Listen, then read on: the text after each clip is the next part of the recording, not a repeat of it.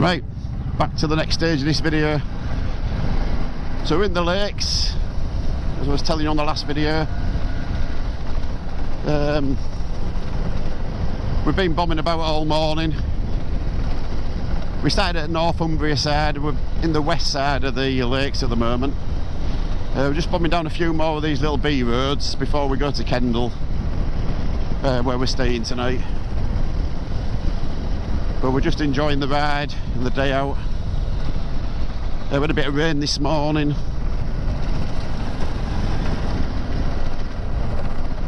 Yeah, I was just saying on the last video about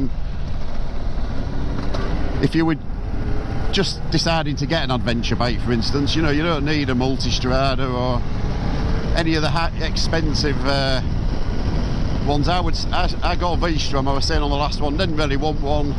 I bought it just to do a trip on, and everything about it surprised me how much better it was than I thought it was going to be.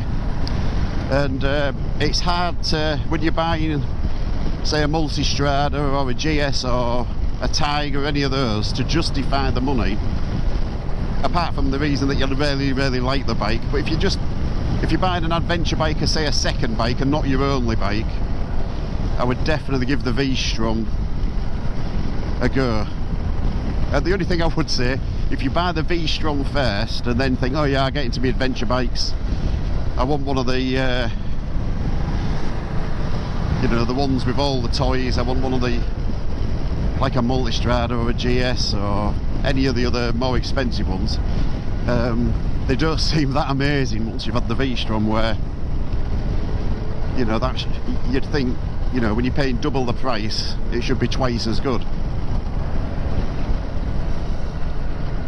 But yeah, the V-Strom I had was 1,000. The 650s are good as well, I've used those.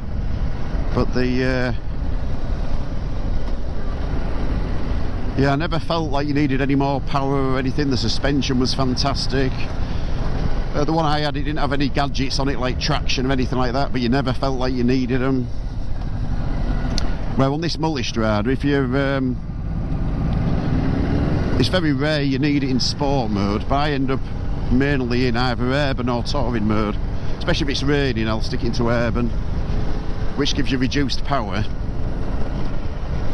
so the electronics will work a bit better. But no, I don't really see the extra value on this bike. Apart from the looks, I like the look of it. That's what you're paying for, I think.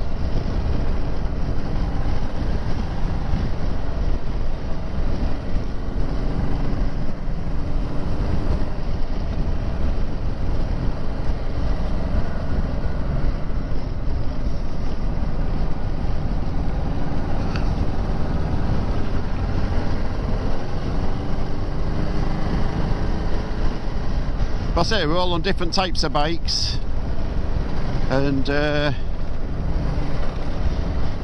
everybody's having a good time, so, you know, it doesn't matter really what you come on.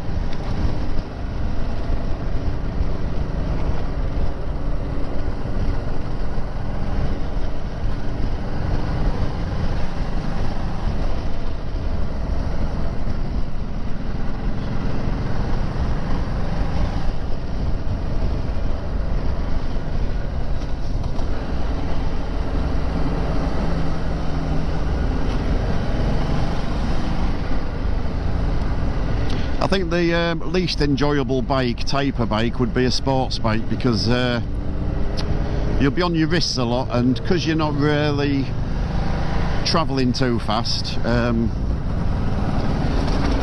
yeah, I think you'd have a bit of wrist ache after a while.